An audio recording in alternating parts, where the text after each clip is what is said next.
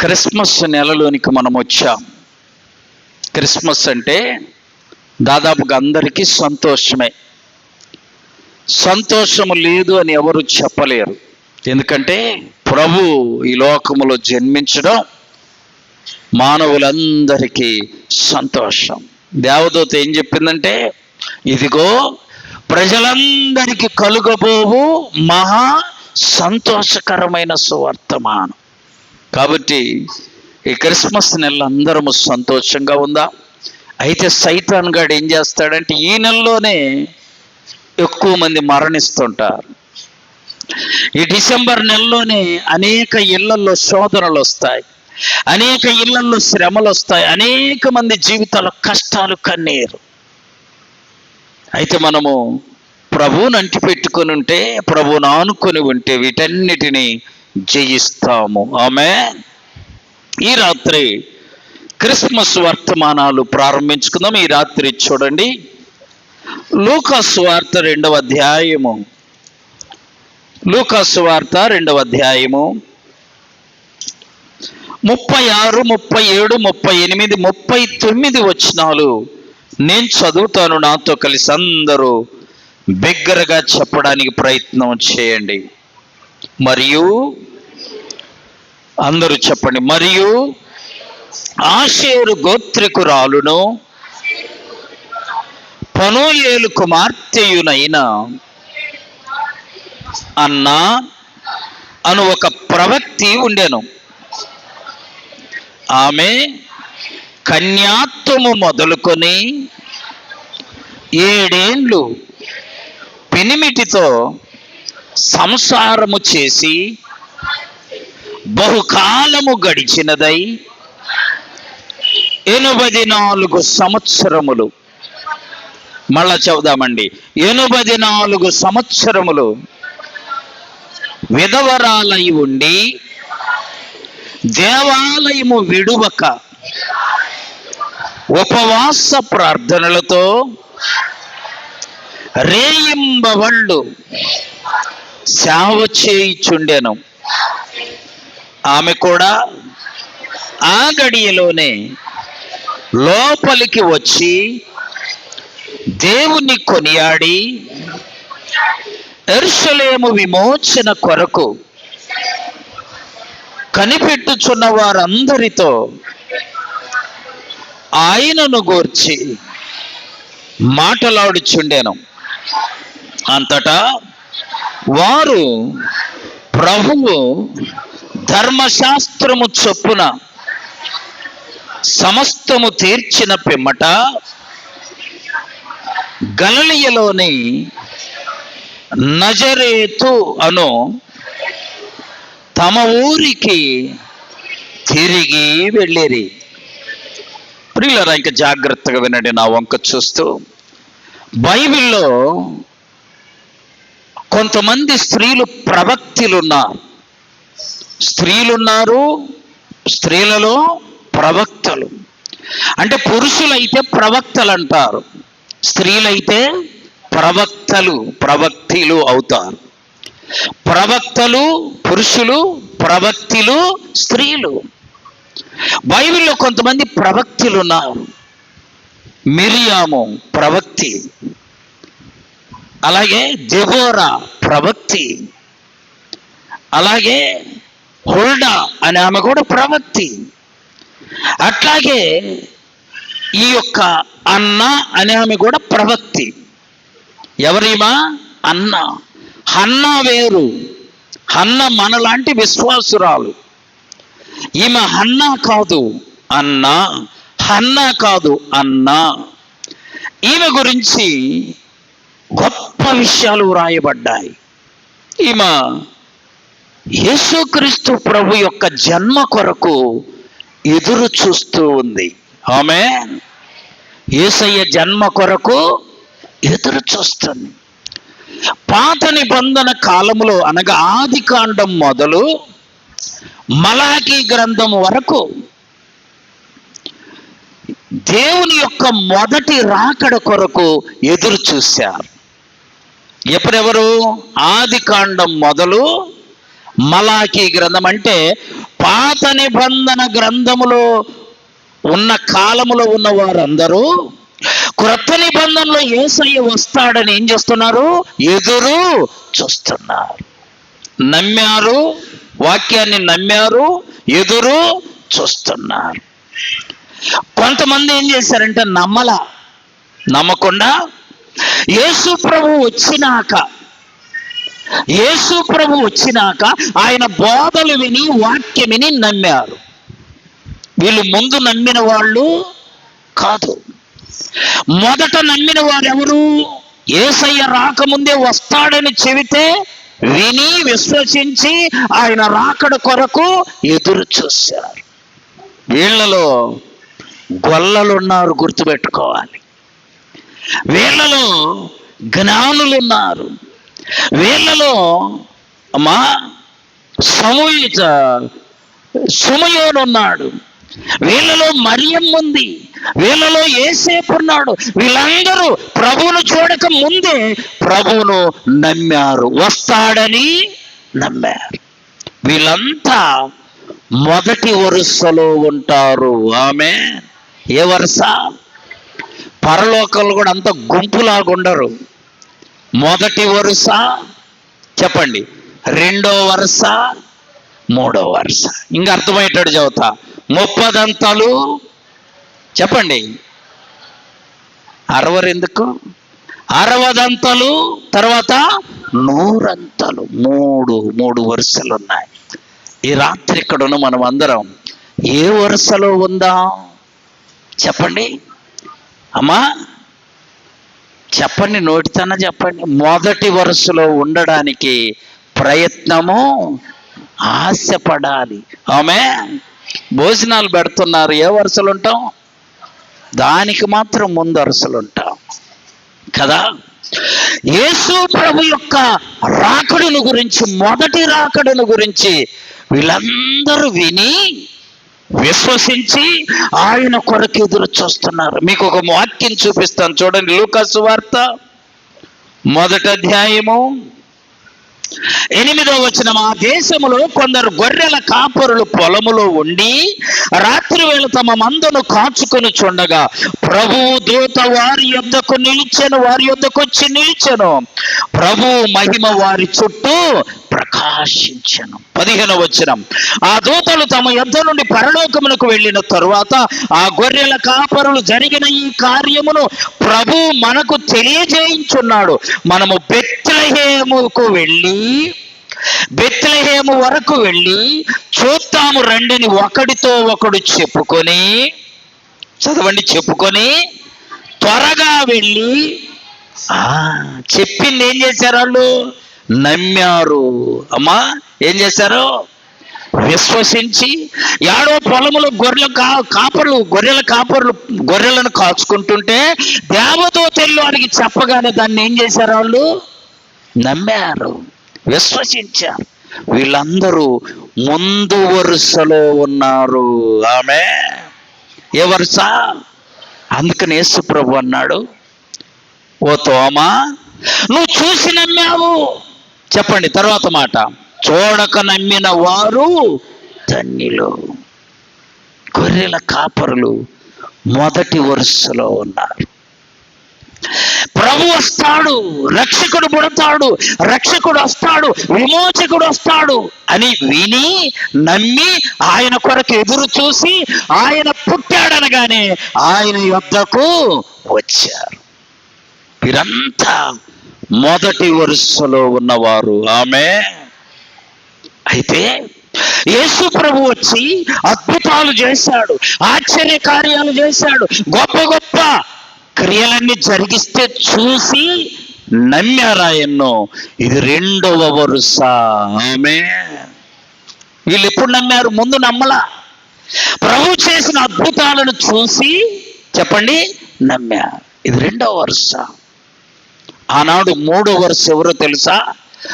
ఈయన వడ్లవాని కుమారుడు కాడా, మన మరియమ్మ కొడుకు కాదా? చూడండి ఆ వాక్యం దేవుని యొక్క పరిశుద్ధ గ్రంథంలో ఆ మాట రాయబడింది.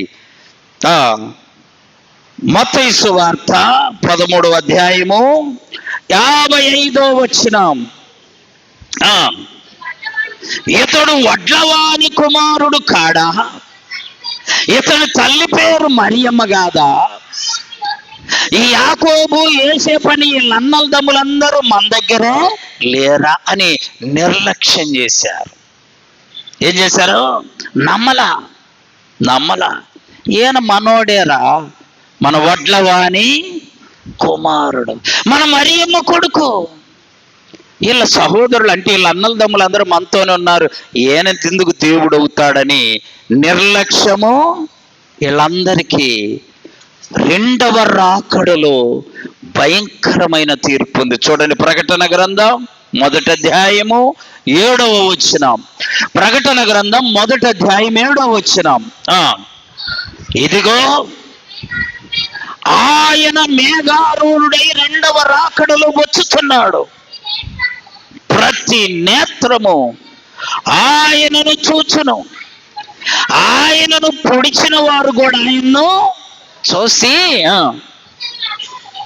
భూజనులందరూ ఆయనను చూసి రొమ్ము కొట్టుకొనుచు, ఆయనను చూసి రొమ్ము కొట్టుకొని ప్రలాపిస్తారు. ఈ 3వ జాతి వాళ్ళు నమ్మలా, అప్పటికీ నమ్మలా. చూడండి ప్రియులరా, ఇప్పుడు వినండి, ఈ కాలములో కూడా విని నమ్మేవారు కొందరు. విని వాక్యం విని చెప్పండి నమ్ముతున్నారు, విశ్వసిస్తున్నారు. పరలోకముందయ్యా, నీ రాజ్యములో నేను ఉండాలని ఆక్రందన చేసి ఒకరు ప్రార్థన చేస్తున్నారంటే వాళ్ళు ఏంటి? దేవుని వాక్యాన్ని విశ్వసించారు, నమ్మారు. ఇంకొకళ్ళు ఏమంటారు తెలుసా? ఎవడు చూసి వచ్చాడు? పరలోకముంది నువ్వు చూసి వచ్చినవా? నువ్వేమైనా పోయి వచ్చావా అనేవాళ్ళు కొంతమంది ఈ రోజుల్లో కూడా. ప్రభు యొక్క రాకడ ఇంకా కొంతమంది ఏమంటారో తెలుసా? మేము చిన్నప్పటి నుండి చదువుతున్నాం, చూస్తున్నాం, వింటున్నాం, యేసు ప్రభు వస్తాడు అన్నాడు, రాలా, ఇంకా రాడు అని నిర్ణయించుకున్న వాళ్ళు కూడా కొంతమంది ఉన్నారు. ఈ పోలిపల్లిలో ప్రభుదాసు అని ఒక ఆయన ఉన్నాడు. ఏం దాసు? మంచి పేరు కదా. బీడీలు తాగుతాను. నేను ఒక రోజు, అయ్యా బీడీలు తాగకూడదయ్యా అంటే ఆయన ఏమన్నాడు తెలుసా? నేను చిన్నప్పటి నుంచి తాగుతుంటే అదే మాట చెబుతుర్రు అందరూ. నాకు చచ్చిపోయిన వాళ్ళు చచ్చిపోయారు కానీ నేను చచ్చిపోలా. ఇంకా ఏమన్నాడు తెలుసా? యేసు ప్రభు వస్తాడు మా నాన్న చెప్పి చచ్చిపోయాడు, యేసు ప్రభు రాలా. ఇవన్నీ నేను నమ్మను. చూసారా, ఇలాంటి బ్యాచ్ ఒకటి ఉంది తెలుసా అండి. వీళ్ళు యేసయ్య రాకడలో రొమ్ము కొట్టుకునే వరుసలో ఉంటారు. అయితే ఈ అషేరు గోత్రికురాలైన అన్న ఈమె పెనిమిటితో 7 ఏళ్ళు సంసారం చేసిందంట. అమ్మ వినండి, పెండ్లైన తర్వాత భర్తతో ఎన్నేండ్లు? 7 ఏళ్ళు చేసి భర్త చనిపోయినాక విధవరాలైంది. ఇప్పుడు చెప్పండి, పెళ్లి సహజంగా పూర్వకాలం కాబట్టి 15-16 ఏళ్ళకు కూడా చేస్తారు. 7 ఏళ్ళు భర్తతో ఉందంటే 22 ఏళ్ళు వచ్చింది, భర్త చనిపోయాడు. వినండి, 84 ఏళ్ళు భర్త చనిపోయిన తర్వాత ఎన్నేళ్ళు? 84 ఏళ్ళు. ఇప్పుడు 37వ వచనంలో చూడండి, దేవాలయమును విడువక ఉపవాస ప్రార్థనలు చేయిచు. ఎప్పుడంట? ఈమె పేరు అన్నా. ఈమె యేసు ప్రభువుని 8వ దినాన పేరు పెట్టడానికి యెరూషలేముకు తీసుకొని వస్తే అక్కడ లేచి ఆయనతో అంటుందయ్యా, ఇశ్రాయేలీయులను విమోచించువాడు నీవే. అంటే ఈమెకి యేసు ప్రభు వస్తాడని, ఆయన జన్మిస్తాడని, ఆయనను నేను చూస్తానని గొప్ప విశ్వాసం ఉంది. చూడండి, ఈమె ఏ వరుసలో ఉంది చెప్పాలి. ఏ వరుసలో ఉంది? మొదటి వరుస. ఆమె మొదటి వరుసలో ఉంది. గమనించండి. ఇప్పుడు ఈమెను గురించి చూస్తే ఈమె లేయా యొక్క కుమారుని కుమార్తె. లేయా యొక్క కుమారుని కుమార్తె. చూడండి ఆ మాట చూద్దాం. ఆదికాండం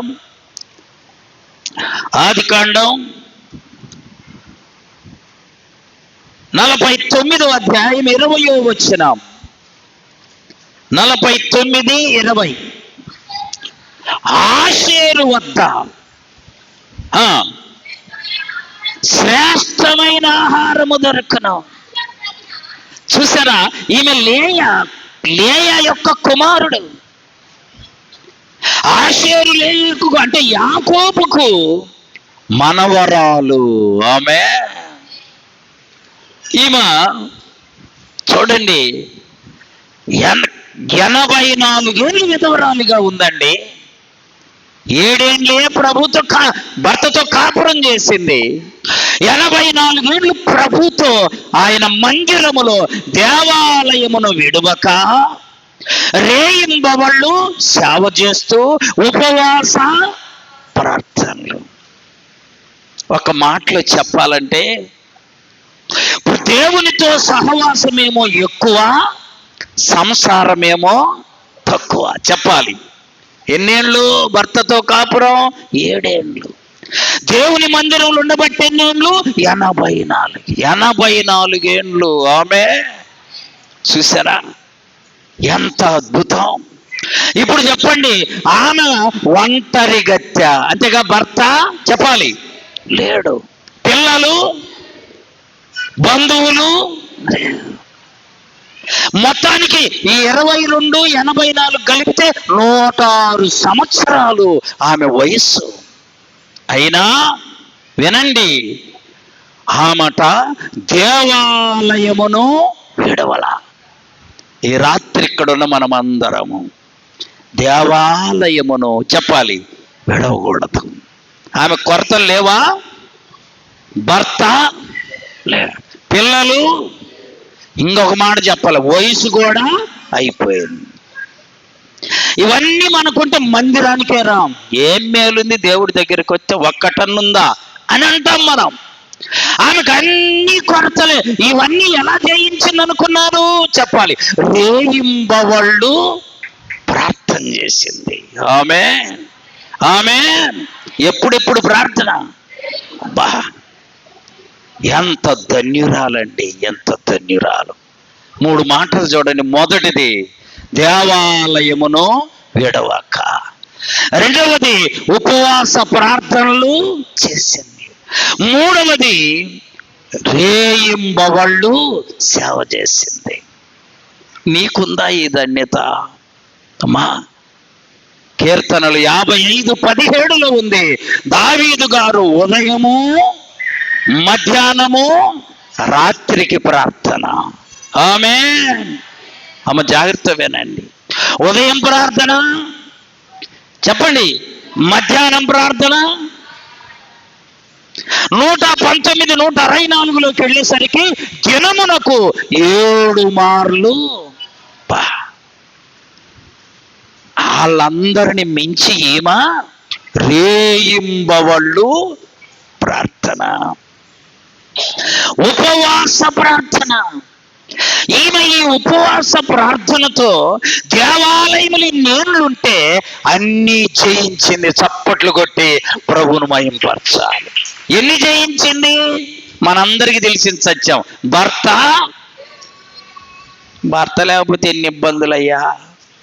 ఎవరుండయ్యా నాకు తోడు, ఎవరుండయ్యా? గంట సేపు చదువుతాం కుక్క తిప్పుకోకుండా. దీని మీద ఉపవాసం చెప్పమంటే, ఉపన్యాసం చెప్పమంటే గంట చదువుద్ది. ఆమె అది పట్టించుకొనే దాన్ని చేయించింది. రెండవది, పిల్లలు ఒక్కడన తోడు లేడు. జయించింది దేని ద్వారా? ఉపవాస ప్రార్థనలు, దేవాలయమును విడువక రేయింబవళ్ళు ప్రభు సేవ చేస్తా ఉంది. ఈమె యేసయ్య రాకడ కొరకు ఏం చేస్తుంది? ఎదురు.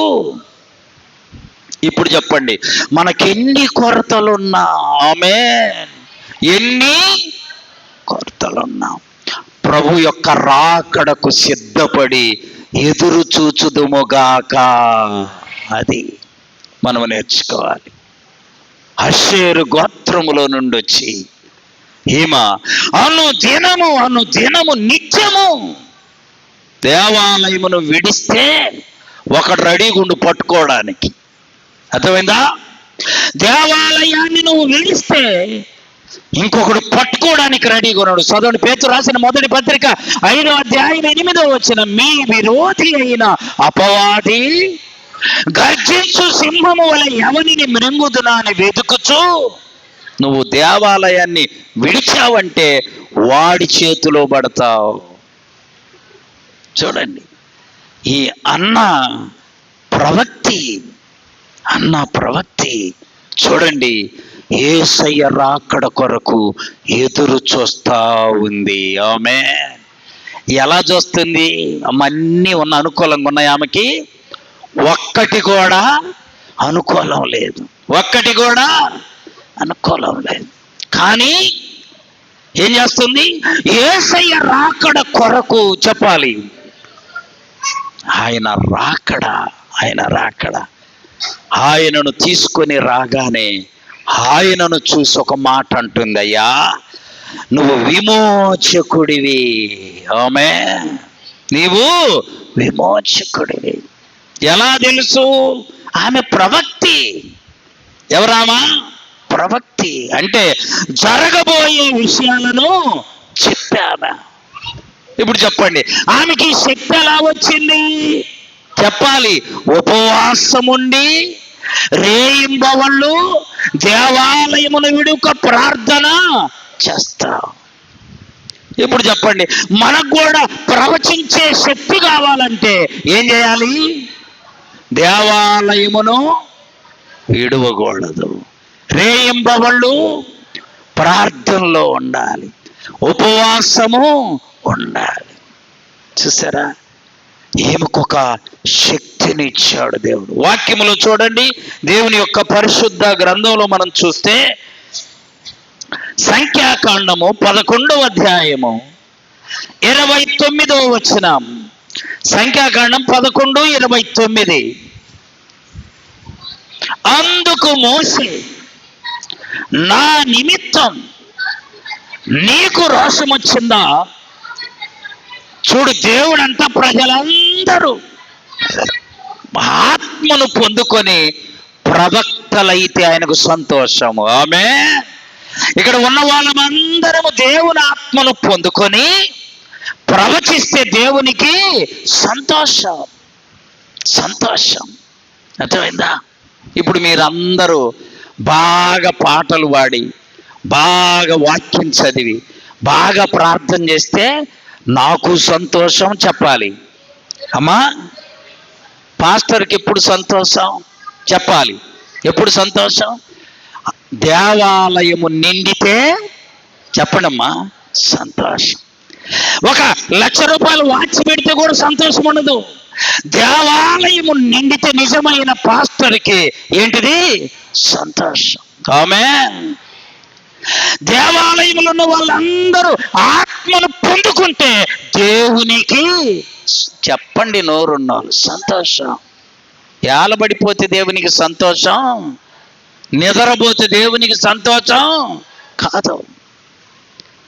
ఇప్పుడు ఈమెను చూసి ప్రభు అమ్మా ఎంత సంతోషించుంటాడు.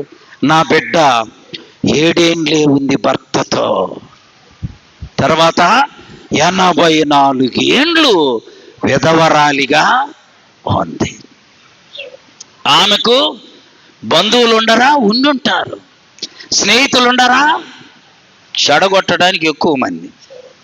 అమ్మా, చాలా మంది ఉంటారు. బాగు చేసేదానికి కొద్దిమంది, కానీ చెడగొట్టడానికి చాలా మంది ఉంటారు. ఆమెకు కూడా బయట జీవించడానికి అవకాశం ఉంది. బైబిల్లో 3 మాటలు శ్రేష్టం. 1, దేవాలయమును చెప్పాలి విడవల. దేవాలయాన్ని విడిస్తే ఆమె ప్రవక్తిగా ఉండేది చెప్పాలి గట్టిగా కాదు. నువ్వు నేను దేవాలయమును విడిస్తే దేవుని ఆత్మను పొందుకోలేము. ఆమె ఇది దేవుని యొక్క నివాస, చెప్పాలి, స్థలము, నివాసము. ఇక్కడ ఇక్కడ రేయింబవళ్ళుందంట. ఆమె ఎవరన్నా నన్ను అడుగుతారేమో అనుకుంటా, అయ్యా రేయింబగలేడు ఉంటానయ్యా, ఒకరోజు ఏడు నిద్ర చేస్తానయ్యా, అయ్యా ఈ మందిరంలో ఒకరోజు ఉంటానని ఒక్కళ్ళన్న అడుగుతారంటే ఒట్టు. ఒక్కళ్ళు కూడా ఏం మీ సొమ్ము పోయింది, ఒక్కళ్ళు కూడా అడగ. నాకు అనిపించింది ఇక్కడ నిద్రపోదాం హాయిగా ఉంది అని. ఈ అక్షరాలు రాస్తుంటే అమ్మా ఒక్కళ్ళు వస్తే ఒట్టు, ఏ పని వాళ్ళు ఆ పనికి వెళ్ళిపోవటమే. నేను వచ్చి ఒకరోజు ఇక్కడ పడుకున్నా హాయిగా ఉంది, ఎవరన్నా వస్తారేం ప్రభు అంటే ఎవడు రాలా, ఎవ్వరు రాలా. ఎంత ఆనందం ఉంటుందో తెలుసా మందిరములో. ఆమె సమస్తాన్ని జయించింది. ఆమె ఏమేం జయించింది? తోడు లేరన్న దిగులును జయించింది. ఎవరు లేరన్న దిగులు జయించింది. పిల్లలు లేరన్న దిగులు జయించింది. ఎంత వయసు, దాదాపు 102 100 దాటాయి, అయినా ఆమెకు దిగులు. మనకు అమ్మా కొంత వయసు వచ్చినాక ఎవరైనా తోడు, మనల్ని చూసే దేవుడు, మంచాన పడితే చూసే దేవుడు, ఇవన్నీ మనకు వస్తాయి. ఈ అన్నాక ఎలాంటి దిగులు కారణం చెప్పాలి. టానిక్ దాగిందా అమ్మ? రేయింబవళ్ళు ప్రార్థనమ్మ, రేయింబవళ్ళు ప్రార్థన. అంతేకాదు ఉపవాసం ఉండింది. చప్పట్లు కొట్టి ప్రభును మహింపరచాలి. ఇప్పుడు చెప్పండి, మనం ఎప్పుడు ఉపవాసం ఉంటాం? పొట్ట నొప్పి వస్తే, ఇంట్లో పెద్ద సమస్య వస్తే ఇప్పుడు ఉపవాస ప్రార్థన, రాకపోతే ఉపవాస ప్రార్థన లేదు. ఈమెకు అన్నీ సమస్యలే, అయినా వాటిని ప్రక్కన పెట్టింది. యేసయ్య జన్మ కొరకు, యేసయ్య జన్మించి ఇక్కడికి వస్తే చూడాలని ఎదురు చూస్తూ ఉంది. ఆయన రాకడ కొరకు ఎంత కాచుకొని ఉందండి. మరి నువ్వు మొదటి వరుసలో, ఆయన రాకడలో ఆయనను కలుసుకునేటువంటి ఆ మొదటి వరుసలో నువ్వు నేను ఉందుముగాక. ఆమేన్, ఆమేన్. ఈ అన్నాను గురించి చాలా మందికి తెలియదు. నేనైతే అది ధ్యానం చేస్తుంటే చాలా గొప్పగా ఉంది ఆమె చరిత్ర. ఎంత గొప్ప చరిత్ర చూడండి. దేవుని యొక్క పరిశుద్ధ గ్రంథం 105వ కీర్తన 14వ చరణం, 14వ చరణం, 105వ కీర్తన 14వ చరణం. నేను అభిషేకించిన వారిని ముట్టకూడదనియు, నా ప్రవక్తలకు కీడు చేయకూడదనియు దేవుడు సెలవిచ్చాడు. చప్పట్లు కొట్టి ప్రభువును మహింపరు. దేవుడంట, నేను అభిషేకించిన వాడిని నువ్వు ముట్టకూడదు సాతానా, వాళ్ళకు కీడు చేయటానికి లేదు. ప్రవక్తిగా నువ్వు ఉంటే దేవుడే ఒక ఆజ్ఞ ఇస్తున్నాడు. ఏమని? నేను అభిషేకించిన వానిని సాతానా నువ్వు ముట్టకూడదు,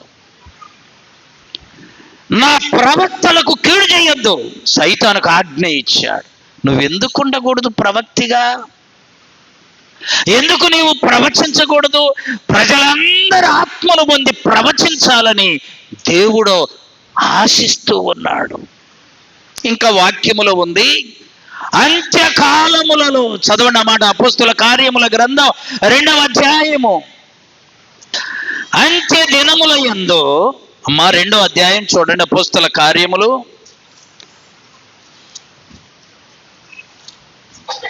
2వ అధ్యాయము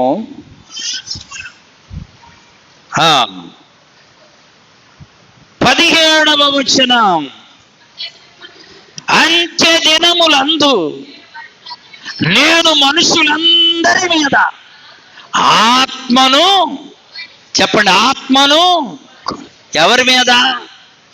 మనుషులందరి మీద. దేవునికి వాడని ఈడని ఉన్నోడని లేడోడని తేడా లేదు. మనుషులందరికి ఆత్మనిచ్చువాడు ఆయన. ఆత్మను పొందుకోవాలంటే చెప్పండి, దేవాలయం ఇక్కడికి రావాలి. మళ్ళా ఆత్మను పొందుకోవాలంటే దేవాలయమును విడవక రేయింబవళ్ళు ప్రార్థన చేస్తుంది. దేవుని సన్నిధిలో ఉపవాసము ఉంటుందండి. అద్భుతం. ఆమె ప్రవక్త అయింది. ఆమె నువ్వు ప్రవక్తివి కాగలవు. ఎప్పుడు? అప్పుడప్పుడు వస్తే కాదు, దేవాలయమును విడువకూడదు. ఆమె ఒకరోజు ఎవరైనా ఇక్కడ నిద్ర చేస్తే ఆ అనుభవము గొప్పగా ఉండిద్ది. మేము ఎన్నాళ్ళు దేవాలయములు ఉంది? 84 ఏండ్లు. 84 ఏండ్లు అంటే దేవునితో నివాసం ఎక్కువ, సంసార జీవితము తక్కువ. ఆత్మను పొందుకోక ఎందుకు ఉండిద్ది? ఒకరోజట సాధు సుందర్ సింగ్ గారు ట్రైన్లో వెళ్తున్నారు. ఆయన సిక్కు మతస్థుడు. ట్రైన్లో వెళుతుంటే ఒక స్టేషన్ రాగానే ఒక మాంత్రికుడు రైలు ఎక్కాడు. మంత్రగాడు రైలు ఎక్కాడు. ఎక్కగానే అందరు పక్కకు జరగండి, నేను మాంత్రికుణ్ణి, ఎవడైనా ఎదురు చెప్తే మాట్లాడకుండా నోరు ఆపేస్తానన్నాడంట. మొత్తానికి ట్రైన్ ఎక్కేసరికి అందరూ పక్కకు జరిగారు. వాడికి సీట్ ఇచ్చారు. ఒకడెవడో ఏందయ్యా నువ్వు ఇంత దౌర్జన్యం చేస్తున్నావు అనేసరికి వాడి దగ్గర ఉన్నటువంటి మంత్రశక్తితో వీడు మాట్లాడకుండా చేశాడు. నోరు రాని ఆగిపోయిందట. ఇప్పుడు అందరూ భయపడతారా ఎదురు తిరుగుతారా చెప్పండి? ఎందుకు వచ్చిన గొడవ అని అందరూ మౌనంగా ఉన్నారు. అందులో సాధు సుందర్ సింగ్ గారు అక్కడ కూర్చొని ఉన్నారట. చూసి అందరికీ నేను నోరు ఆపేస్తా అన్నాడంట. అందరూ సరేనయ్యా, నీ జోలు రామయ్యా, నువ్వు చెప్పినట్టు వింటామయ్యా, అమ్మ నోరు ఎత్తమయ్యా, నీకు ఆ శక్తి ఉందయ్యా అని అంటున్నారు అందరూ. సాధు సుందర్ సింగ్ గారు అన్నారట, నా నోరు ఆపటం నీ చేత కాదు. అక్కడి నుంచి చూడండి వాక్యం రాయించాము అక్కడ. నేను నీ నోటికి తోడయ్యుండి నీవు ఏమి పలకవలసినది నీకు బోధిస్తా. దేవుడు అంటున్నాడు. ఈ మంత్రశక్తి ఉన్న వ్యక్తి ఆయన వైపు చూసి 2 నిమిషాల్లో నీ నోరు నేను మాట్లాడకుండా చేస్తానన్నాడంట. చూడండి. అనేసరికి సరే ప్రయత్నం చేయ్యా అన్నాడు. ఇక అరగంట సేపు ఏమేమో మంత్రాలు చదివాడంట.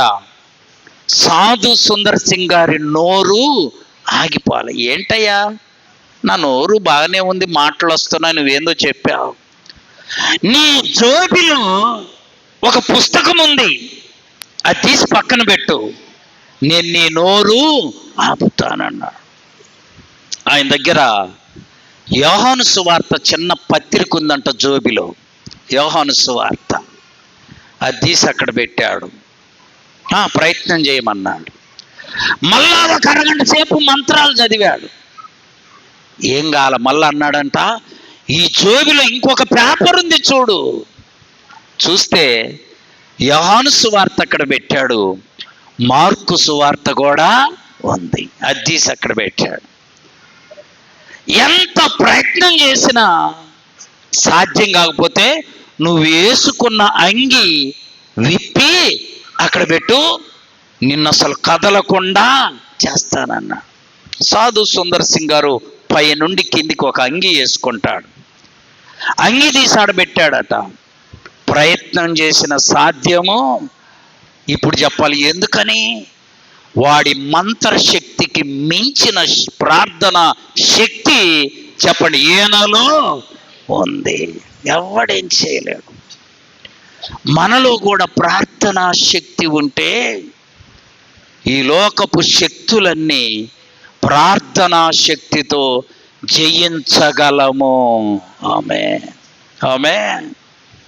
తుదకి మంత్రగాడు పరిగెత్తుకుంటూ వెళ్ళిపోయాడంట. అంటే ఈయనలో పరిశుద్ధాత్మ శక్తి ఉంది. నువ్వు నేను ఈ క్రిస్మస్ దినాల్లో దేవుని ఆత్మ చేత నింపబడి, దేవుని ఆత్మ చేత బలపరచబడి, దేవాలయమును విడువక దేవుని రాకడ కొరకు ఎదురు చూసిన అన్నావలే ఆ ప్రియ ప్రభు కొరకు ఎదురు చూసేవారముగా ఉందుముగాక. రాకడ, ప్రభు యొక్క రాకడలో మొదటి వరుసలో ఉండాలి. రెండో వరుస కాదు, మూడో వరుస కాదు, మొదటి వరుసలో ఉండాలి. అంటే ఆయన వాక్యాన్ని నమ్మి ఆ వాక్యం ప్రకారము జీవిస్తూ ఆయన రాకడ కొరకు ఏం చేయాలి? మనము సిద్ధపడాలి, ఎదురు చూడాలి. అప్పుడు అన్న యేసయ్యను చూసి ఒక మాట అంటుంది. చూడండి లూకా సువార్త 2వ అధ్యాయములు ఇప్పుడు చదువుకున్నాం.